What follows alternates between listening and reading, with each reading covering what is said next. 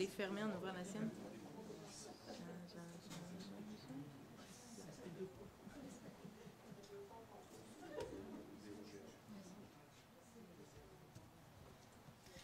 Bon, ben on a un prochain intervenant. Jean Quentin va nous parler d'une stratégie efficace pour réduire l'usage des pesticides. Jean est un agronome diplômé de l'Université Laval et de McGill en 2005. Il est retraité du MAPAC où il a travaillé pendant 25 ans, mais il poursuit sa carrière en tant que consultant pour assistance, recherche et développement depuis décembre 2015.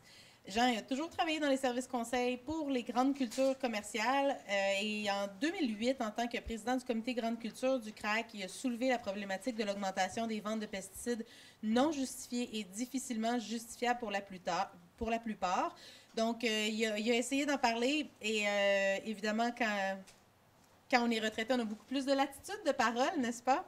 Donc, maintenant, il peut se permettre d'en parler plus directement, mais entre-temps, il a aussi travaillé depuis 2012 en production biologique des grandes cultures, où est-ce qu'il voit vraiment qu'il y a un énorme potentiel pour l'avenir de l'agriculture au Québec.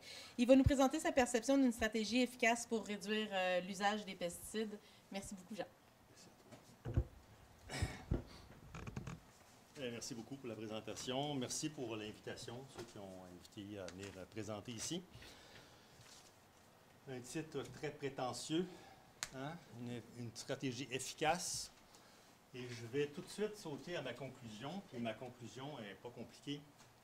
C'est exactement ce que Madame a présenté ce matin avec son programme de fruits intégrés, PFI, que en Europe, je pense qu'en Hollande, vous avez mentionné qu'il y avait une Nouvelle-Zélande, il y a une obligation de démontrer que tu as fait des démarches avant d'appliquer un pesticide. Moi, je pense qu'au Québec, on a tout ce qu'il faut pour faire ça. On a toute l'expertise pour le faire. Il manque juste une volonté politique. Et je veux, peut-être par la présentation, il y a beaucoup de choses qui ont été dites ce matin. Là. Je réalise que je parle à des convertis, comme on dit. Mais je vais passer vite. Puis si vous avez des questions, je vais répondre. J'aimerais quasiment mieux répondre à des questions que présenter, parce qu'il y a beaucoup de choses qui vont se répéter. Donc, je vais passer rapidement sur mes diapositives. Donc, tout ce que vous allez voir écrit, c'est déjà dans le résumé. Donc, vous avez sur Internet avec l'ACFAS, les résumés sont là. Ça, c'est une partie du résumé. Donc, les producteurs agricoles ont la liberté d'acheter au comptoir de vente et appliquer tous les pesticides homologués pour leur culture tant et aussi longtemps qu'ils se conforment à la prescription de l'étiquette du produit appliqué et qu'ils disposent d'un permis d'utilisation délivré par le ministère de l'Environnement. En clair, ce que ça veut dire, c'est qu'il n'y a personne qui prend la responsabilité de dire dans ce champ-là, on applique un pesticide. Je ne sais pas si vous pensiez que les agronomes avaient un champ d'expertise réservé qui est l'application de pesticides, mais c'est faux. Il n'y a aucune recommandation sur le terrain, ou en tout cas pas aucune, mais très rare, les recommandations de pesticides d'application sur le terrain qui sont effectivement signées par un agronome. Et moi, ma solution dans ma stratégie efficace pour réduire les pesticides, je vous dirais, si et seulement si on s'assurait ou on exigeait la recommandation signée par un agronome, je pouvais être certain que la réduction des pesticides serait efficace sur le terrain parce que l'agronome, en tant que professionnel, s'il appose sa signature, il a la responsabilité de démontrer le raisonnement logique où son jugement professionnel s'applique. Actuellement, si on avait la signature obligatoire, et c'est ce que le ministère de l'Environnement se propose de faire pour les néonicotinoïdes, mais si on avait depuis 10 ans exigé la signature pour les néonicotinoïdes, moi je peux vous assurer que le problème des néonicotinoïdes au Québec serait réglé. Parce que combien de fois que, là je ne sais pas trop, je parle, je devrais suivre ma présentation, là. Combien de fois j'ai demandé à l'industrie sur des comités, comme par exemple un comité sur la protection des pollinisateurs, combien de fois j'ai demandé devant le comité que l'industrie nous démontre la pertinence de mettre des néonicotinoïdes sur les semences de maïs, de soya et de céréales. C'est 800 000 hectares au Québec. Ils ne sont pas capables, parce qu'il n'y en a pas de preuves qui démontrent que c'est nécessaire. Ou très peu, ou dans la proportion de champs où il y en a besoin, c'est un faible pourcentage. Le problème avec ça ici, c'est que vous pouvez acheter n'importe quel produit, mais sur l'étiquette, vous vous conformez à l'étiquette, mais l'ARLA ne demande pas que vous... C'est pas marqué sur l'étiquette que vous devez en avoir besoin. Il n'y a pas d'exigence d'un besoin, c'est que c'est homologué, donc je le mets. Puis aujourd'hui, on se rend compte que dans l'industrie, on se sert de ces produits homologués-là pour garantir la qualité de la semence. Donc, si le produit, il n'en met pas, il n'y a pas de garantie de semence. Ça devient très pernicieux. Alors que s'il y avait une signature, c'est qu'on responsabiliserait quelqu'un quelque part sur la recommandation qui se fait au terrain. Puis je vous dis que les gens qui sont dans le club, dans des clubs agro, avec la stratégie phytosanitaire qui vous a été présentée tout à l'heure, il y a des gens qui sont efficaces et qui connaissent, qui ont une expertise extraordinaire et ils sont capables de réduire aujourd'hui, au moment où on se parle, dans leur clientèle, 70% des producteurs de leur clientèle de club, ça représente peut-être 40 producteurs, qui ont mis 70% qui ne mettent plus de néonicotinoïdes sur leurs semences. Je veux dire, le problème avec ce que Marie-Hélène nous a présenté ce matin, je ne sais pas si vous avez vu dans sa première ou deuxième diapositive, c'était marqué « volontaire ». Et c'est ça le problème. C'est pas parce qu'on ne connaît pas, c'est pas parce qu'on n'a pas d'expertise, c'est pas parce qu'on ne peut pas, c'est pas parce... Non, c'est parce que c'est volontaire. Si on appliquait une signature, le volontaire deviendrait exigence. Et si on mettait une exigence, je vous dirais, c'est facile de penser qu'on pourrait réduire. Donc la problématique, bon, là je vais aller vite, je vais essayer de suivre mes présentations. Ce dans quoi on est actuellement par rapport aux pesticides, ça c'est le bilan des ventes de pesticides, c'est ça qu'on a. Puis la projection 2015-2025, Madame me l'a présenté ce matin, Louise, c'est qu'on va doubler ce qu'on mettait là, on va le doubler. Bon, est-ce que c'est logique? Bon, on pourrait en discuter pendant des heures de temps, mais la tendance est là, puis elle n'est pas prête de s'arrêter. C'est pas ça, je pourrais vous dire ça. Donc, dans cette croissance-là, moi j'ai une expertise en grande culture. Et je peux vous dire qu'il y a beaucoup de pesticides en grande culture qui s'appliquent. C'est non négligeable les quantités qui sont appliquées, qui ne sont pas nécessaires, qui ne sont pas justifiables.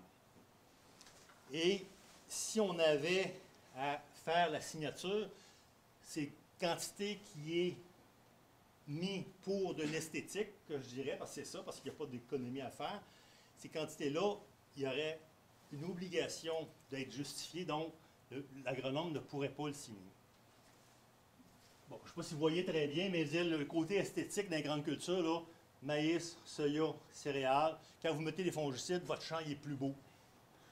Votre champ, parfois, de meilleure qualité de rendement.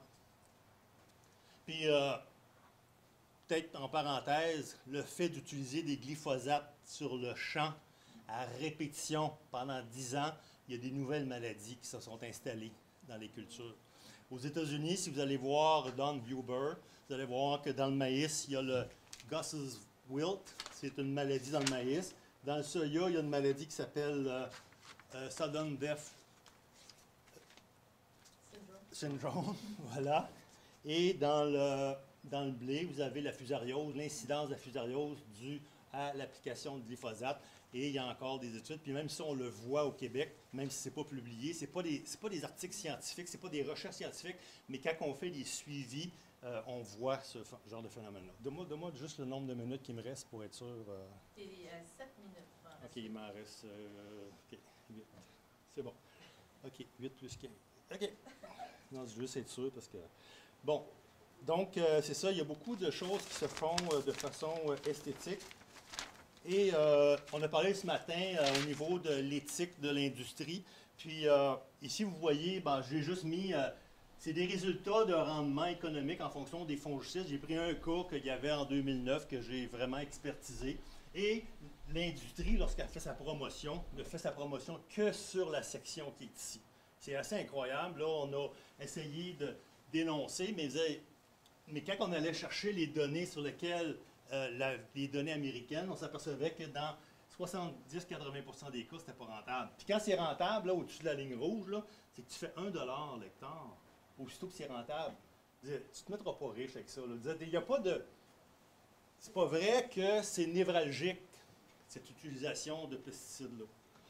Puis je veux dire, bon, ça c'est ce qu'on... Bon, Ça, je vais passer vite, là, mais c'est ça, eux autres, dans leur promotion, ils disaient que dans 95% des cas, tu avais une tonne à un 3/4 de tonne de plus, ce qui est totalement faux. Et c'est la même problématique qu'on va voir au niveau des IRE, IRS, là, on va dire, puis même ça qu'on a parlé ce matin. Le problème qu'on a actuellement par rapport au glyphosate, si on veut cibler le glyphosate, c'est que le glyphosate là-dedans, il est super bon, il est, dire, ça c'est un problème qu'il faudrait peut-être cibler. Donc, permettez-moi de vous dire que le vrai problème, il est là. Et ça a été soulevé ce matin, là, heureusement, puis je pensais être le seul à le soulever dans une présentation comme ça, mais c'est ça qui est le vrai problème. Puis je veux dire, c'est pas moi qui l'invente, là. C'est ça. L'usage des pesticides en agriculture, en réalité, là, quand on est sur le terrain, soumis aux seules règles du marché et des profits, qui prédominent sur les inquiétudes sans cesse grandissantes des impacts de ces produits ont sur notre santé et notre environnement. C'est le constat qu'on peut faire. Et je vous dirais que ce constat-là a commencé à être dit, puis le ministre l'a mentionné en 2015, mais les entreprises qui commercialisent ces produits sont plus influentes que l'État. C'est clair, c'est ce qu'on voit sur le terrain. Déjà en 2009, tous les conseillers en grande culture au MAPAC, on était inquiets de l'orientation que ça avait. C'est une lettre ou un article promotionnel d'un événement qu'on avait en agriculture. J'ai eu 2 plaintes à l'ordre des agronomes pour avoir écrit ça et que j'avais fait valider par des confrères. Et tout ce que je disais, c'est que on était dans des nouvelles régies phytosanitaires des grandes cultures qui représentent une mine d'or commerciale pour cette industrie et que les conseils agronomiques potentiellement conflictuels devaient être requestionnés. Vous devez vous entourer de conseillers compétents pour accéder à des conseils agronomiques exempts de conflits d'intérêts. Écoutez, 2 plaintes. C'est incroyable de l'agressivité de l'industrie face à quelqu'un qui parle, puis quelqu'un qui parle qui est au MAPAC.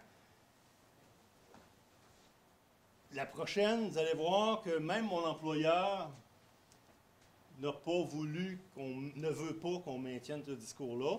Et il s'est passé beaucoup de choses en 2009, mais une des choses qui s'est passée, que moi, j'ai réalisé, c'est que j'étais fonctionnaire avant d'être agronome.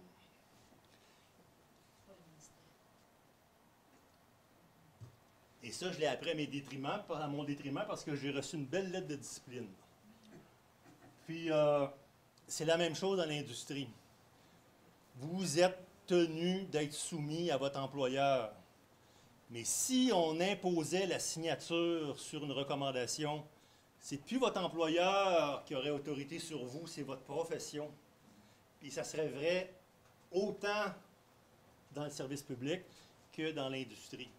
Donc c'est pour ça que moi je pense que ce matin on a mentionné quel bobo, quel bouton on devait peser pour faire avancer les choses. Bien, moi je pense que ce bouton-là, si on était tous derrière pour le faire avancer, pour tous les pesticides, je pense qu'on aurait une réussite. On pourrait réussir. Donc, il y a beaucoup d'argent d'investi. Vous avez vu ce matin, pas ce matin, mais avant moi, avec Marie-Hélène, au niveau de la stratégie phytosanitaire. Il y a énormément d'argent, c'est des millions de dollars. Il y a beaucoup d'expertise sur le terrain. Vous avez vu l'IRPEC, vous avez vu, c'est ça. Il n'y a aucun principe de précaution actuellement. Dire c'est vraiment un libre marché. Et pourtant, il y a des outils intéressants. Puis quand je vous parle que c'est le libre marché, ça va jusqu'à dire que ici, vous avez 2 produits. Je vais prendre juste un exemple très rapidement. Dans les céréales, un herbicide, vous avez 2 produits, le Bobtril puis le Refine. Ça, ce sont tous des herbicides qui contrôlent les mauvaises herbes dans les céréales. J'ai discuté avec quelqu'un dans l'industrie, il m'a dit, bien, nous, Jean, on vend du Bobtril. Mais si vous regardez l'IRS puis l'IRE par rapport à du Refine, vous avez, le choix est évident quand tu t'obliges à appliquer. Mais savez-vous quoi? Ça, c'est une très vieille molécule. Ça, c'est une nouvelle molécule. Si ça coûte 35 $ pour appliquer chacun des molécules sur le terrain, l'industrie fait 2 fois plus d'argent ici. Donc, c'est celle-là qu'elle vend. Wow! Mais c'est ça la situation actuellement sur le terrain. comment vous pouvez changer ça? Bien, mettez une signature avec la garantie d'avoir une démarche environnementale ou une démarche logique, agronomique, et vous allez voir ces problèmes-là, ils vont se régler. C'est la même chose, ben ça, c'est ce que vous avez dans le guide là, qui explique le principe qu'il y a plusieurs... Il y a sur le terrain les moulins de Soulanges qui ont travaillé sur justement ce concept-là de recommander des pesticides dans le blé, parce que eux, leur spécialité, c'est dans le blé. Blé des pesticides à moindre risque. Ici, on parle de fongicides, insecticides. Ici, c'est l'IRE. Ici, c'est l'IRS. Puisque l'industrie, production intensive de céréales, IRE, IRS, se retrouvent dans le carré bleu. Et les moulins de Soulanges, dans leur pratique, réussite, commerciale réussite, ils font leur campagne de promotion sur l'agriculture raisonnée. Ils arrivent à maintenir l'ensemble de leur approvisionnement avec des IRE, IRS qui sont très proches du biologique. Mais ça, c'est un marketing dans une petite industrie. Puis je veux juste vous montrer que l'agriculture raisonnée, c'est ça.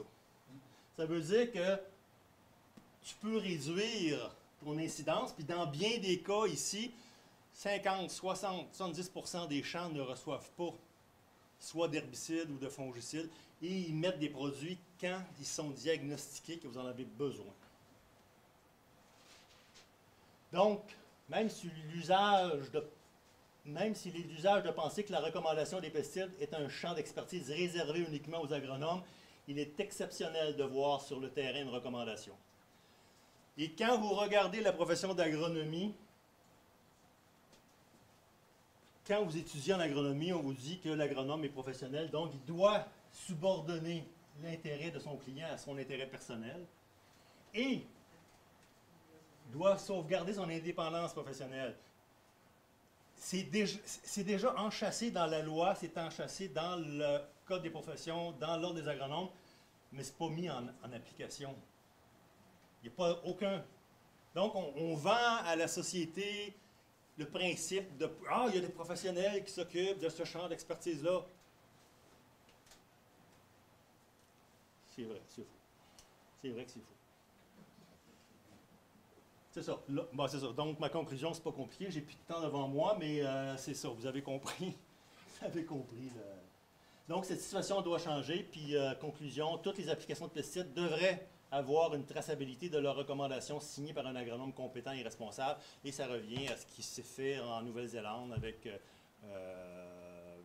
Production Fruit Integrated, PFI. Je pense que c'est la solution. Puis je vous laisse avec cette diapositive-là, qui, moi, me parle beaucoup. Puis vous avez peut-être déjà vu, mais les gens qui sont en autorité, qui nous imposent de penser comme eux, si nous, on ne les appuie pas, là, ben, je veux dire, ça tombe. Hein. Ça parle beaucoup. Mais voilà, ben merci. Si vous avez des questions. Merci beaucoup, Jean. Tu vois, c'est intéressant d'avoir justement la juxtaposition de plusieurs idées dans la même salle. Et c'est ce qui fait la richesse d'un colloque comme aujourd'hui. Bon, M. Quentin, qu'est-ce que vous pensez du projet du ministre Hurtel? C'est justement d'appuyer sur le bouton en rendant responsables les agronomes pour qu'ils signent l'emploi de 5 molécules, c'est ça sa stratégie, dont les néonicotinoïdes. Est-ce que vous pensez que le projet va aller de l'avant? Oui. Oui, parce que la pression populaire est là. Sauf que la seule chose que je dirais, c'est vraiment d'aller un petit pas dans la bonne direction. Par contre, dans l'efficacité, dans l'augmentation de la vente de pesticides, vous allez rien voir. Ça va être inefficace. Pourtant, l'agronome va être tenu de justifier. Oui, sur 3 molécules. 5. Okay. J'avais entendu 3, c'est rendu à 5? Ben, vous avez juste à l'aller. Les 3 néoniques. C'est ça. C'était 20 au départ. C'était 20 au départ. Mais c'est forcément un pas dans la bonne direction. Sauf qu'il faut falloir... Ben c'est ça. Moi, j'approuve ça 100 000 à l'heure, 110 000 à l'heure, là, dire, dans le sens qu'il faut pousser ça. Puis il faudrait que tout le monde pousse. Il faudrait que le CREPA pousse là-dessus parce que c'est vraiment une brique dans le pavé. C'est un pavé dans la mort. Dans le sens que si on oblige ça, toute l'industrie va devoir se structurer pour apporter la signature dans un cas, mais il va rester juste je ne devrais pas le dire parce que je lui donne un cue, là, mais il va rester juste quelques pas dans 2 ans, 1 an, 3 ans pour aller dire, ben là, ça a marché pour les néoniques, ben à cette heure, vous avez la structure, ben on va le faire pour tous les pesticides. Et c'est forcément un excellent pas dans la bonne direction. Mais à mon sens, par rapport à un 10 ans c'est insuffisant, mais c'est correct. Puis ma deuxième question, vous avez été dans les grandes cultures. Pourquoi, d'après vous, le glyphosate ne fait pas partie de la stratégie Ortel? Ben, je pense qu'on l'a mentionné abondamment ce matin. Quand vous côtoyez le milieu agricole, le glyphosate est considéré comme étant un pesticide le moins à risque. Si vous prenez dans ma présentation la liste des pesticides qui sont énumérés avec l'IRE, IRS, vous allez voir que le glyphosate vient en tête de liste des pesticides qui sont les moins à risque. Donc, c'est pour ça qu'à chaque fois que mon collègue O'Neill est dans la salle à prendre la parole, j'essaie toujours de taper sur le clou parce que c'est toujours la même problématique, dans le sens que si on pouvait officiellement donner une valeur plus juste au glyphosate, ce que vous voyez dans l'IRE, IRS, ce serait skyrocket. Là, vous dire. Non, c'est ça. C'est ça, le lobby est tellement puissant. Puis comme ce matin, moi, ce qui me décourage un petit peu dans tout ce débat, c'est d'arriver à... Les législateurs demandent des garanties de cause à effet. Et la science nous dit qu'on n'arrivera jamais de faire de cause à effet. Donc, où est le bouton? Puis moi, c'est pour ça que je vous dis que si au moins on avait un bouton de responsabiliser les gens qui appliquent ces produits-là, puis je ne suis pas en train de dire que tous les produits sont mal appliqués, hein? Non. Puis je ne suis pas en train de dire qu'on devrait éliminer tous les pesticides. Je pense qu'on pourrait éliminer beaucoup de pesticides, mais il reste que comme profession d'agronomie, un pesticide, ça reste un outil, comme on a mentionné ce matin. C'est un outil de travail et tu devrais l'utiliser quand tu en as besoin. Et c'est là que le facteur, le bobo blesse, là. On va prendre une dernière intervention. Bon, Okay. Avant-dernière, c'est quoi? Monsieur Odile Samuel, et faites des interventions brèves, comme ça, tout le monde va pouvoir parler avant de passer à la suite. Oui. Bonjour, Jean. Vieux débat. Plusieurs questions. D'abord et avant tout, les cultivateurs peuvent très bien acheter leurs pesticides sur Internet. Il n'y a personne qui surveille les épandages actuellement, donc ils peuvent faire ça comme ils veulent. Il n'y a pas de dispositif de surveillance d'aucune façon. Même les gens du ministère de l'Environnement, on leur dit, il faut être invité pour pouvoir constater s'il y a quelque chose. Puis à la limite, c'est pas illégal, là. Voilà. S'ils suivent l'étiquette, ils peuvent acheter Voilà. tout ce qu'ils veulent. À condition qu'ils aient le permis du ministère de l'Environnement, Oui. puis qu'ils aient la culture dans leur champ. C'est sûr, s'ils n'ont pas de Et bleuet, puis ils mettent... puis il faut bien savoir que l'étiquette, ce à quoi ça sert, puis on l'a vu entre autres en France avec un des rares procès qui a été gagné contre Monsanto, c'est pas sur le fait que cette personne-là, Paul François, a été malade. C'est sur le fait que ce n'était pas suffisamment clairement indiqué sur l'étiquette. Hein, quand on parle d'inversion du fardeau de la preuve, c'est clair. Voilà. Donc, les agriculteurs peuvent avoir leurs pesticides comme ils le veulent. Il n'y a personne qui contrôle véritablement. Les agronomes actuellement, quand on regarde au niveau du bilan annuel des agronomes, il y en a à peu près entre 60 et 65 % qui sont liés à l'industrie. Alors, je veux bien croire qu'ils ont une morale au-dessus de tout soupçon, mais néanmoins, bon. Et par ailleurs, du côté des professions, on a vu depuis des années des limites par rapport aux professions. Alors, ma question, c'est vraiment, je veux bien croire, puis de toute façon, dans la situation dans laquelle on est, il faut effectivement bouger. Puis ça, si ça peut être un outil, tant mieux. Mais j'aimerais savoir comment on peut aller un tout petit peu plus loin pour s'assurer que ça puisse être une stratégie efficace. Parce que dans le contexte actuel, je t'avoue que j'ai encore des doutes, même si on a eu cette discussion à quelques reprises. Ben, moi, c'est pas compliqué. Vous avez vu la lettre que j'ai, l'article promotionnel, j'ai eu 2 plaintes à l'Ordre des agronomes. Moi, je peux vous dire, il n'y a personne qui va avoir une plainte à l'Ordre des agronomes, là. même si on entend que l'Ordre des agronomes ne fait pas sa job puis qu'elle est compromise, c'est clair qu'elle est investie par l'industrie. Je veux dire, 65% de ses membres, son revenu viennent de l'industrie. Par contre, aujourd'hui, si un agronome recommande sur 100 000 hectares du boctril sur du blé, et qu'il y a une obligation de signer puis de démontrer qu'il y a une démarche environnementale, c'est plus son employeur qui doit répondre, c'est lui. Parce qu'il a signé. Donc, ce qui se passe, c'est que Louise Vandelac peut prendre des recommandations puis faire une plainte à l'Ordre des agronomes. Jean Quentin peut prendre la signature de 100 000. Comment tu as fait pour justifier sur 100 000 hectares du boctril alors que tu dois avoir un raisonnement environnemental et qu'il y a des substituts aussi efficaces, performants? On pourrait rentrer dans toute une gamme de... Bon, on pourrait rentrer dans bien d'autres sujets, mais dans le sens que les pesticides, il y a les familles, il faut que tu fasses une rotation, il faut que tu fasses... Bon, tout ça. Mais à la base, il serait obligé de... Donc, la signature coupe ce lien d'autorité d'avec l'employeur et d'avec la fonction publique. La fonction publique, c'est la même chose. Dire, Marie-Hélène est venue aujourd'hui, mais elle a demandé une autorisation de parler. Puis moi, en 2009, à un moment donné, j'avais la promotion de cet article-là, mon employeur, mon supérieur immédiat. Pour la première fois de ma vie, de ma carrière, en 20 ans, j'ai été censuré sur une présentation et l'autre, sur les OGM, il m'a interdit de la donner.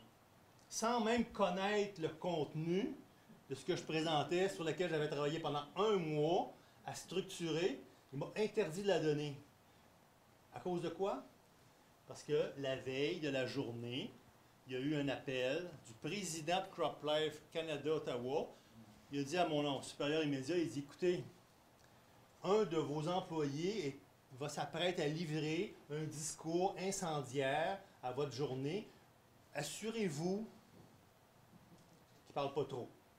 Mais je me disais, wow, c'est la veille. Je peux juste corriger quelque chose. Je suis Jean, là. Mais oui, j'ai demandé un porte-parole, on est obligé. C'est une formalité, ça ne m'a jamais été refusé. Et je n'ai jamais montré ma présentation, ce que je présentais. Non, mais c'est pas que c'était technique. Mais c'est technique. On n'est quand même pas si baïonnés. Ah non, mais... Je me sens un peu interpellée. C'est ça, je veux dire, si tu restes cadré sur ce que le gouvernement... Autrement dit, tu es responsable de la stratégie phytosanitaire. T'expliques c'est quoi la stratégie phytosanitaire. C'est clair qu'ils vont te laisser aller, ils ne regarderont pas ce que tu as. Mais quand tu es Jean Quentin et tu vas présenter une conférence sur pourquoi l'Europe s'inquiète sur les OGM, wow! La position officielle du gouvernement sur les OGM, c'est qu'on n'a pas de position. Wow! Là, Jean Quentin s'apprête à avoir une tendance politique. No way. Là, je ne veux pas faire de la censure, là. Ne méprenez pas mon intervention, mais si on veut une intervention de M. Samuel, une dernière réponse courte. Juste pour te dire qu'une des conclusions des travaux qu'on a fait pendant 4 ans en France était l'importance et la nécessité de mettre sur pied des services conseils indépendants. L'autre point, c'était en lien avec le membership de l'Ordre des agronomes, qui effectivement, la plupart travaillent, 70%, avec, dans des compagnies qui vendent des pesticides. J'ose espérer qu'ils vont être capables de faire leur job quand même, mais dans les universités, les agronomes n'ont aucune formation, ou pratiquement pas de formation, sur les risques à la santé des pesticides, les risques à l'environnement. Ils ne voient pas ce volet pesticides-là. C'est la poule ou l'œuf. Moi, je pense que si tu commences à faire la signature, inquiète-toi pas que le reste de la connaissance va se diffuser. Si actuellement, l'Ordre des agronomes a mis une formation sur pied. Moi, je te dis, j'ai lu ça, puis j'en ai fait une partie, mais je le regrette, là, parce que... Moi, je me suis retiré de ce comité-là, O'Neill. Je me suis retiré parce que c'était vraiment un coup d'épée dans l'eau et c'était clair dès le début. Je pourrais en parler encore bien longtemps. C'est vraiment des enjeux qui touchent profondément le bobo. Oui. Cette formation-là, j'y ai assisté. Oui. Puis je crois que les références datées la plus récente pour la partie sur la santé, là, je pense, la plus récente, je voudrais pas dire de bêtises, là. Faudrait pas me citer peut-être 2012 ou quelque chose comme ça, mais c'était vraiment que des anciennes études, puis les nouvelles n'étaient pas prises en compte. Je veux juste te dire, moi j'étais sur le comité, j'ai fait une proposition à l'ordre, en tout cas ça est arrivé à un comité d'expertise pour développer des problématiques en application de pesticides en grande culture, et j'étais sur le comité, et on devait mettre sur la table les problématiques qu'on rencontrait dans l'application de pesticides, et on a sélectionné 8 candidats. Au début, il était 16, puis sur 16, il y en avait 14 qui venaient de l'industrie. Et on n'a jamais été capable de mettre sur table, les vrais problèmes pour essayer de trouver une solution. Ça, on est à l'ordre des agronomes, là. À un moment donné, dans une des réunions, le responsable de ce comité-là est arrivé. On va faire une formation. Donc, la solution à tous les problèmes, on va former. Non. Fait que quand j'ai vu ça, moi, j'ai dit, écoutez, formation, pour moi, ça a sa valeur, je suis d'accord, mais tu ne régleras rien avec ça. Fait que moi, j'ai carrément quitté le comité. Là j'ai mon petit droit d'animatrice. Oui, c'est juste pour te répondre. J'avais écrit le texte en santé à l'époque. Ça fait plusieurs années que c'est en branle. On n'a complètement plus entendu parler pendant je ne sais pas combien de temps. Moi, je pensais qu'on nous demanderait de faire une formation santé d'une journée, au moins. Et on nous a quasiment dit, ben, on va vous donner un petit 3 heures, 2 heures pour les références étaient à jour à l'époque, quand on l'a écrit.